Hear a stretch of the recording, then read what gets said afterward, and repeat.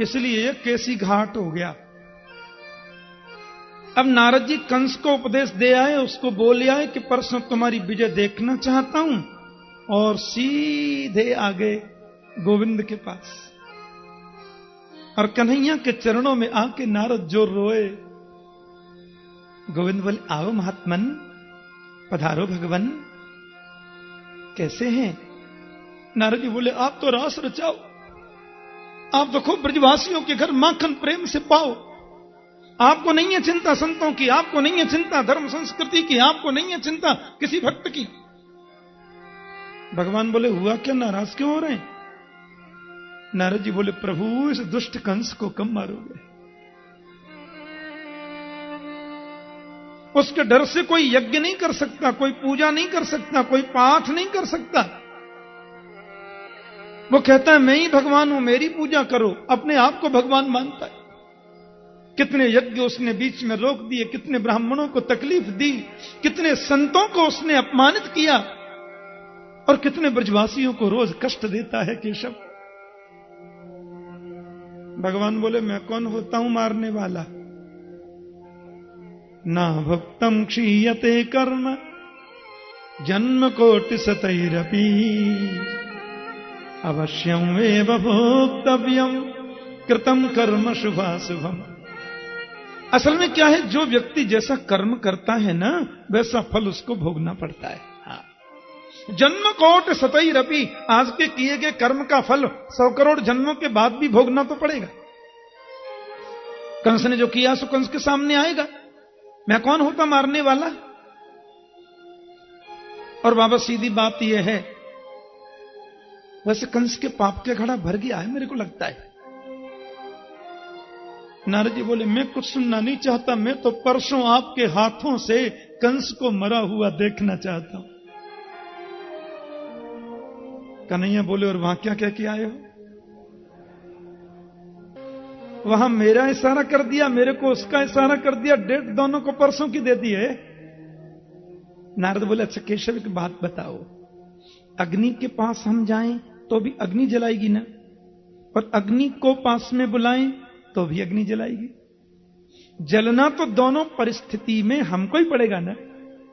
मैंने सोचा क्यों ना कंस के सामने ऐसी कुछ लीला रच दी जावे कि वो आपको मधुपुरी में ही बुला ले, अच्छा रहे ना। अब आप कंस के पास में जाएं या कंस आपके पास में आए, मरना तो दुष्ट कंस को ही पड़ेगा ना मेरे प्रभु। और फिर आप तो जानते हैं मैं तो वही करता हूं जिसमें सबका हित होता है। अब नारद जी ने पूरी कथा बताई। आप मथुरा जाएंगे, फिर आप कंस को मारेंगे, फिर आप गुरुकुल में पढ़ेंगे, फिर आपकी ये लीला में देखूंगा। देख लो संतों को कैसा अनुभव होता है। द्वारिका में जाकर कहां कहां भगवान क्या क्या करेंगे नारद जी पहले ही बता गए, भागवत में लिखा। जैसे वाल्मीकि मुनि जो थे ना, वाल्मीकि मुनि भगवान राम के समकालीन संत हैं, लेकिन देखो राम का संपूर्ण चरित्र उन्होंने लिख दिया। उसमें बहुत लीलाएं तो ऐसी हैं जो वाल्मीकि जी लिख गए, राम जी ने बाद में की। बोलो जय श्री कृष्ण। हाँ, तो संतों को चिंतन के माध्यम से, अपनी साधना से भी पता चल जाता है। और नारद जी तो भगवान के अवतारों में एक आवेश अवतार है। यहां रात्रि में अक्रूर जी को कंस ने अपने महल में बुलाया और बिल्कुल गुप्त मंत्रणा चल रही है। उनके विशेष विशेष जितने लोग हैं वो सब लोग वहां पे आ गए हैं। अक्रूर जी बोले, कैसे स्मरण किया मुझे राजन? बोले, गच्छनंद ब्रजम तत्र सुतहुआन कदुंदुभे आशाशेता विहानेन रथेनानय महाचिरम। आपको नंद जी के ब्रज में जाना है। मैं कल आपसे कह रहा था ना कि गोविंद जब वृंदावन में पधारे तो नंद बाबा ने नंदगांव बसा लिया और श्री वृषभानु जी ने बरसाना बसा लिया। वैसे नंदगांव और बरसाना ये दोनों ही वृंदावन की सीमा में ही हैं, क्योंकि 60 किलोमीटर का वृंदावन है, ऐसा लिखा है ब्रह्मयुक्त पुराण में। 5 योजन विस्तीर्णम धामम च हृदयम मम। ये 5 योजन विस्तार का जो वृंदावन है मेरा धाम है। तो 5 योजन माने 20 कोस। भाई 4 कोस का 1 योजन होता है, और 20 कोस माने 60 किलोमीटर हो गया, 40 मील हो गया। इस स्थिति में देखें तो नंदगांव और बरसाना जो वर्तमान में है, वह भी वृंदावन की सीमा में ही आता है, क्योंकि वृंदावन तो विशेषकर मेरे गोविंद की रासस्थली रही ना। यहां प्रभु ने रासलीला करी, गोपियों ने मां कात्यायनी का पूजन किया, लेकिन नंदगांव बरसाने में वास तो किया है मेरे प्रभु ने, और वहां से पूरे 84 कोस के ब्रजमंडल में लीला की। तो गच्छ नंद ब्रजम तत्र सुतौ आनक दुंदुभे, आपको नंदगांव जाना होगा, और वहां आनक दुंदुभी जो वसुदेव जी हैं, उनके 2 पुत्र हैं। वसुदेव का एक नाम है आनक दुंदुभी, क्योंकि वसुदेव महाराज का जब प्राकट्य हुआ था न जी, तो दुंदुभियां बजी थी, इसलिए उनका नाम ही हो गया आनक दुंदुभी। प्यार से बोलो जय श्री कृष्ण। और आप वहां जाकर के कृष्ण बलराम दोनों को मथुरा में लेकर के आ जाओ। अब गुरु जी बोले, अकस्मात इसके मन में कृष्ण बलराम को बुलाने का भाव कैसे जगा? राजन, कृष्ण बलराम मान लो गए तो आप करेंगे क्या? क्यों बुला रहे हैं? अब देखिए अक्रूर जी, मैं कुछ भी तो छुपाता नहीं हूं, मन में कोई कपट रखता नहीं हूं, आप तो मेरे अंतरंग लोगों में एक हैं। आपने नहीं सुना है वसुदेव ने कितना बड़ा धोखा किया, अपने बेटा को पहुंचा दिया गोकुल। वही तो कृष्ण है। हां, नंद के घर जो कृष्ण बलराम हैं, दोनों भाई हैं, वसुदेव के पुत्र हैं। और आकाशवाणी ने कहा था 30 वर्ष पहले, आपने देवकी के विवाह के समय देखा ना, कि देवकी का 8वां गर्भ मेरा काल है, वही कृष्ण है। अब मैं चाहता हूं कि वो बहुत बड़ा होकर के मुझको मारे, पहले उसको खत्म ही कर देना अपन लोग। इसलिए आप कृष्ण बलराम को ले आओ। अब ग्वारिया ही तो हैं, यहां मथुरा की जरा शोभा देखने लगेंगे, अपन लोग धोखे से मार देंगे। ये बात सुनकर के महात्मा अक्रूर जी की आंखों में आंसू छलछला गए। इस दुष्ट का मेरे गोविंद के प्रति कैसा दुर्विचार है। लेकिन अक्रूर जी प्रभु के बड़े भक्त हैं, और जो भगवत भक्त होते हैं ना, उनको टेंशन नहीं होता। बोलो जय श्री कृष्ण। वो हर परिस्थिति को समझते हैं। अक्रूर जी ने अपने चेहरे की भाव भंगिमाओं को ऐसा न होने दिया कि कंस समझे कि मैं कुछ चिंता में हूं। तुरंत गंभीर हो गए, और अक्रूर जी कंस से बोले कि राजन्मनीति संसभ्यक तब स्वावद्यमार्जनम सिद्ध्य सिद्ध्यो समं कुरुजा दैवम ही फल साधनम।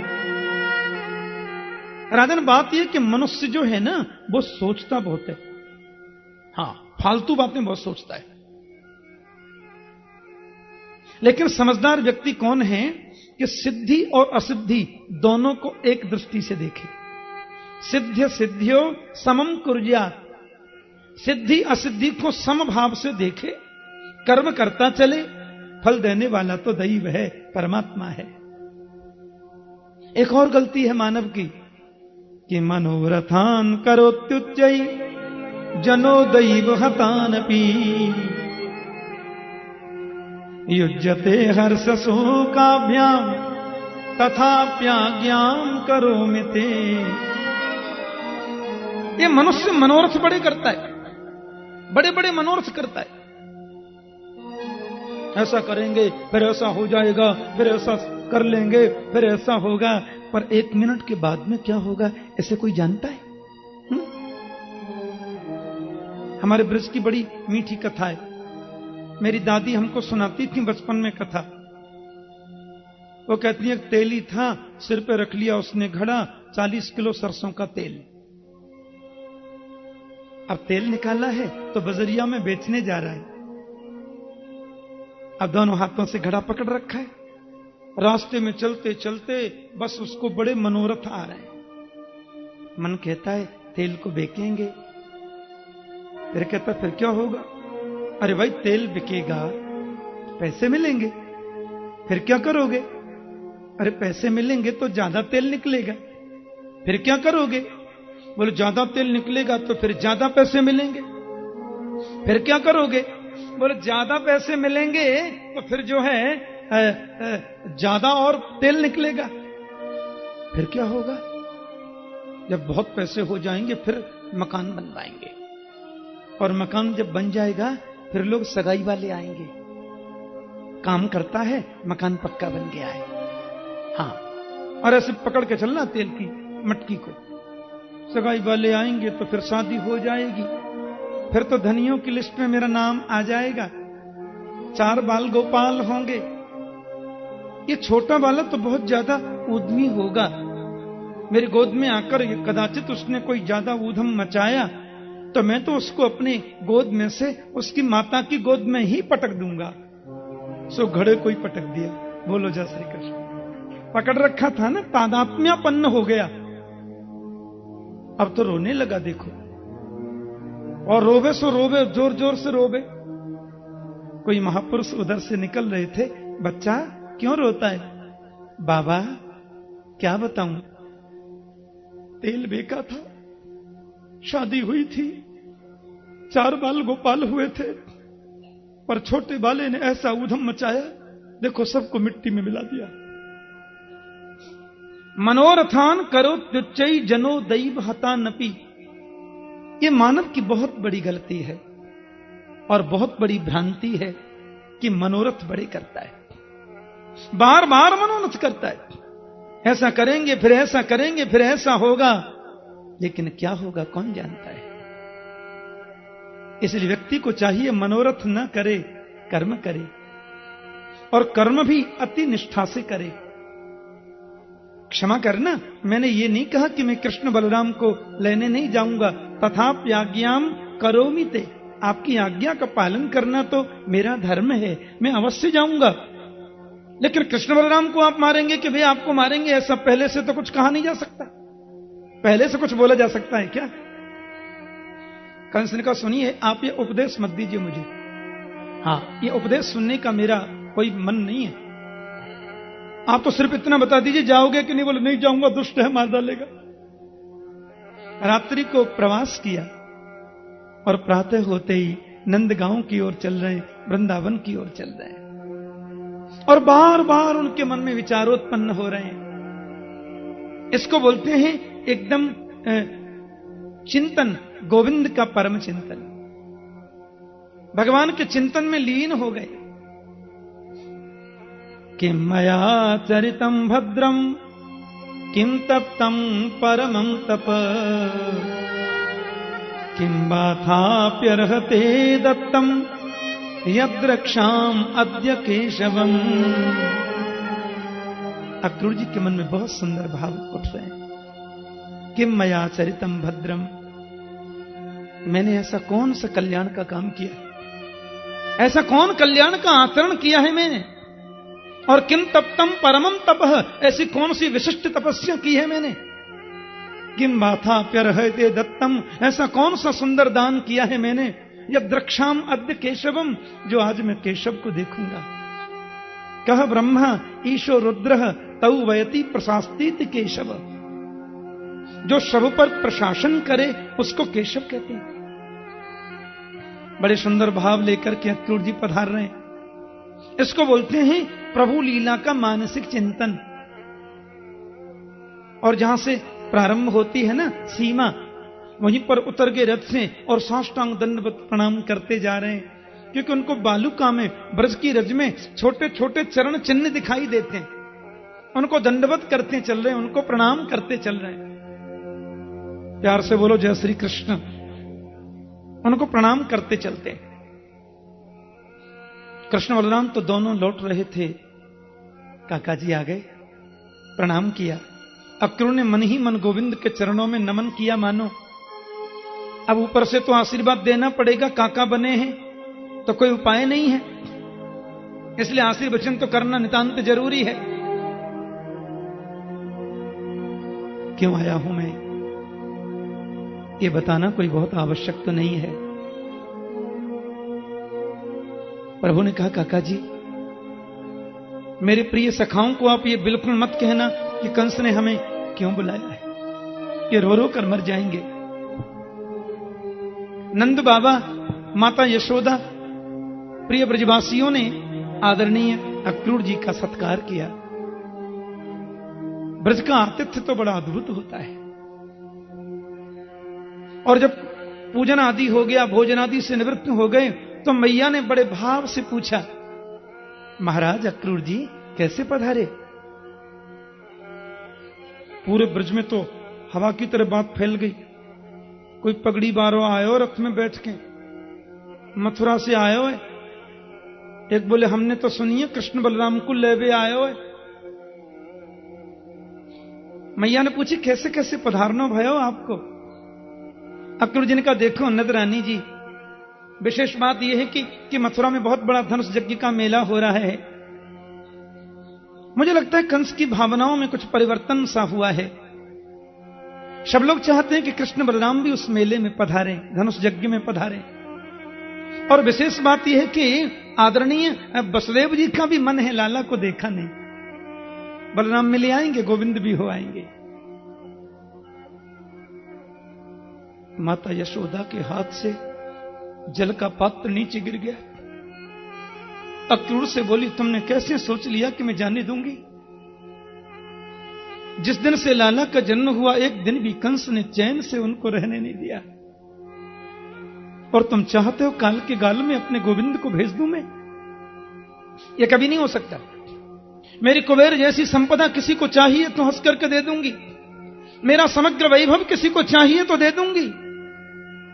पर गोपाल मेरा जीवन है, कृष्ण तो मेरा प्राण है।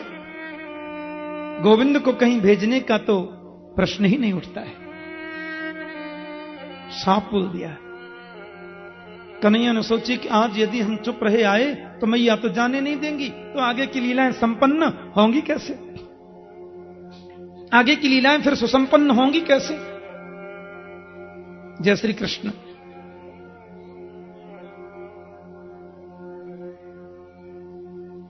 तू तो हमें कहूं जान ना दे मैया, सब बालक जामे तो हमू तो जानो चाहें, और हम तो एक दिन देख करके फिर चले ही आवेंगे।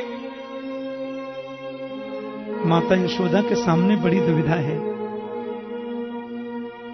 एक तरफ है मां का वात्सल्य जिसमें अनिष्ट की आशंका रहती है, और दूसरी तरफ है बेटा की खुशी। मां यह भी नहीं चाहती कि कृष्ण का किसी भी प्रकार से अहित हो, मेरे लाला को कोई कष्ट पहुंचे, तो यह भी नहीं चाहती जब दुनिया के बालक देखने जाते हैं मेला, तो मेरा पुत्र क्यों न जाए? उसको भी जाना तो चाहिए।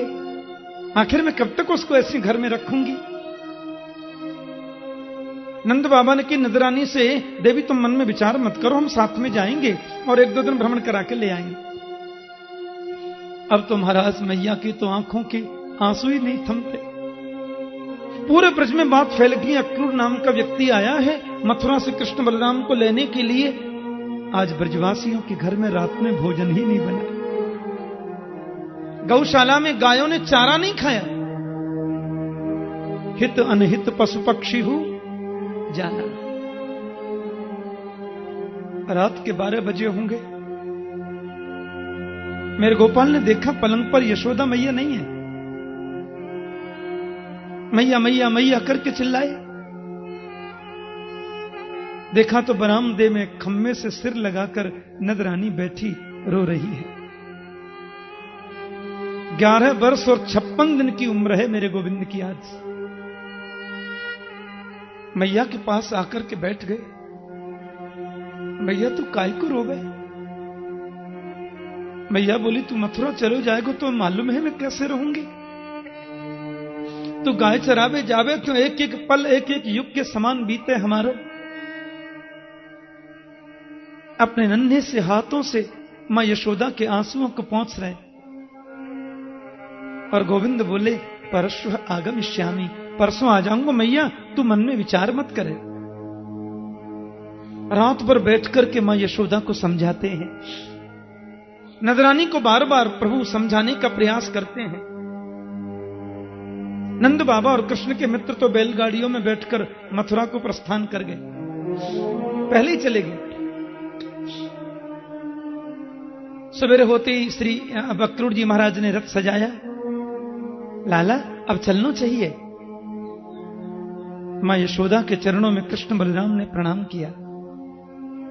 तू चिंता मत करे मैया, हम परसों आ जाएंगे, परसों आगमिष्यामि। मां यशोदा ने हाथ तो कर दिया पर धड़ाम से जमीन पर गिर पड़ी। गोविंद ने महल का द्वार जैसे खोला, देखा तो हजारों गोपियों की भीड़ द्वार पर लगी है। सामने मैदान में गोपियों के नेत्रों से प्रेम के पनारे निकल रहे हैं। गौशाला की ओर कन्हैया ने देखा तो गायों के नेत्रों से भी आंसू झर रहे हैं।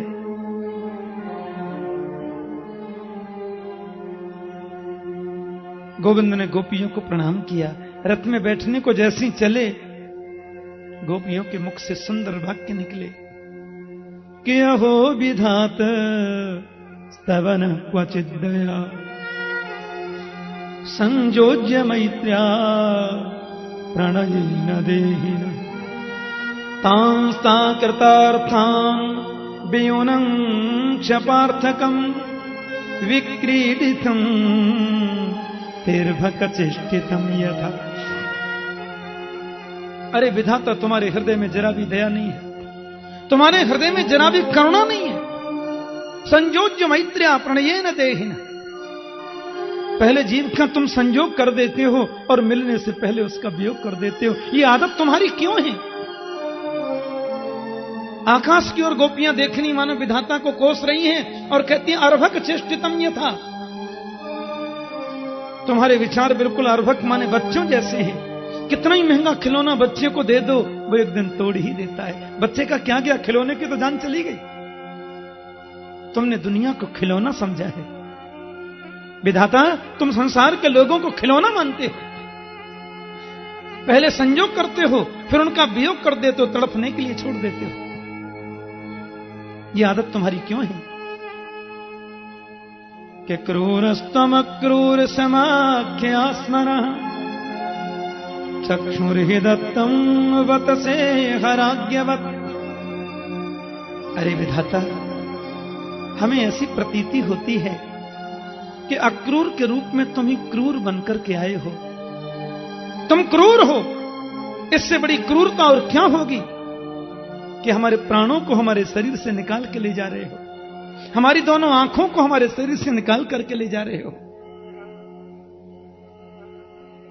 कितना मंगलमय सुप्रभात होगा मथुरा की उन ब्रजांगनाओं का। मथुरा की नारियों का कितना बड़ा सद्भाग्य उदय होने वाला है कल प्रातः। लेकिन हमारे जीवन की तो काली रात्रि का शुभारंभ होगा और सुबह तो हम कृष्ण के बिना ही निकालेंगे। एक गोपी ने कही, तुम विधाता कोस रही हो, लाला तो गए। दौड़ पड़ी गोपियां रथ के सामने आकर के लेट गईं। एक ने की ऐसे मत लेटो, बूढ़े बूढ़े बाबा देख रहे हैं। बोले, किम नो करिश्चन कुल बांधवा जना। जीवन की बागडोर जब गोविंद को समर्पित कर दी तो इन बंधु बांधवों से डरना कैसा। रथ में बैठकर के गोविंद चले। कन्हैया रथ से फिर उतरे और राधा रानी और गोपियों को प्रणाम करके बोले, देवताओं के समान लंबी उम्र पाकर भी मैं आपके ऋण से कभी उऋण नहीं हो सकता। कृपया मुझे जाने की अनुमति प्रदान करें आप, कृपया मुझे जाने की आज्ञा प्रदान करें आप। और मेरे गोविंद बैठ करके चल दिए। थोड़ी दूर रथ चलाई होगा कि मां यशोदा की मूर्छा टूटी। लाला कहां है? बोले, वो तो गए। अब तो मैया दौड़ी, अरे नेक रथ रोको, एक क्षण के लिए रोको, अरे नेक सुनो तो सही। गोविंद बलराम ने देखा मां आ रही हैं, रथ से कूद पड़े और तुरंत दौड़कर मैया के हृदय से लिपट गए। मां ने प्रेमाश्रुओं के द्वारा गोविंद के सिर को भिगो दिया।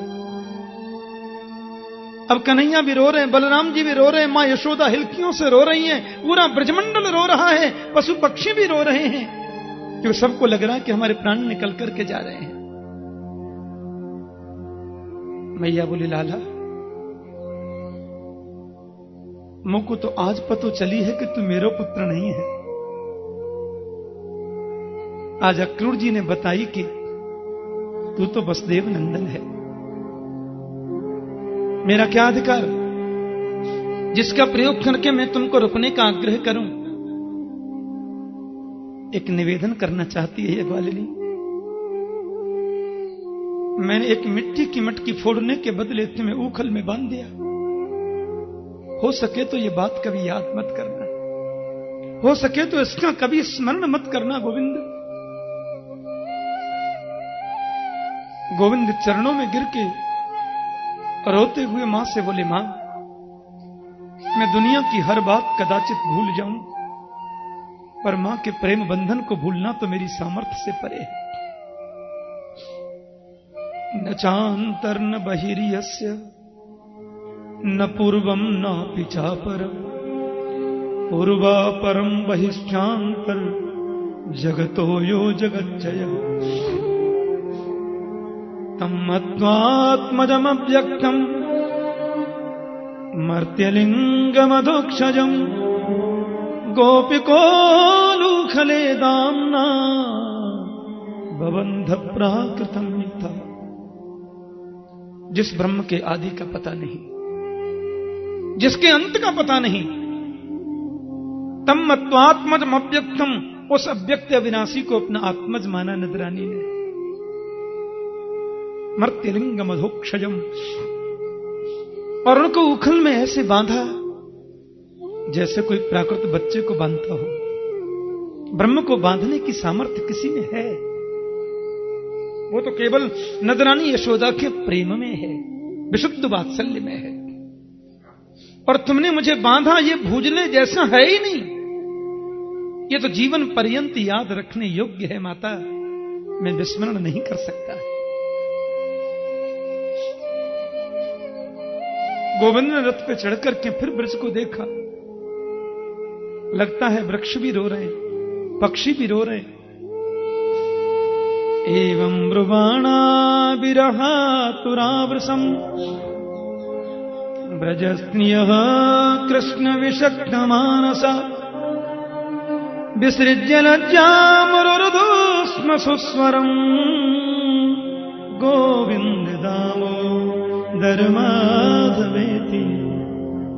जब तक रथ की ध्वजा चमकती रही, रथ से उड़ने वाली धूल चमकती रही, मां यशोदा, ब्रज की गोपियां हे गोविंद, हे दामोदर, हे माधव, बस ऐसे विलाप करती रही, रोती रही। अखियां जादू भरी बिहारी में तो कब से खड़ी तेरी, अखियां है जादू भरी बिहारी में तो कब से खड़ी तेरी। अखियां ही जादू भरी बिहारी में तो कब से खड़ी तेरे। अखियां है जादू भरी बिहारी में तो कब से खड़ी। सुन ले मेरे श्याम सलोना, तुमने ही मुझ पर कर दिया टोना। सुन लो मेरे श्याम सलोना, तुमने ही मुझ पर कर दिया टोना।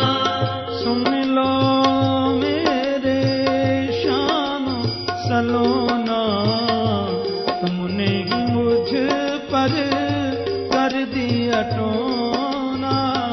सुन लो मेरे श्याम सलोना, तुमने ही मुझ पर कर दिया टोना। कर दिया टोना में तो तेरे ही दुआरे पड़ी, बिहारी में तो कब से खड़ी तेरी। अखियां है जादू भरी बिहारी में तो कब से खड़ी। सुंदर भाव है।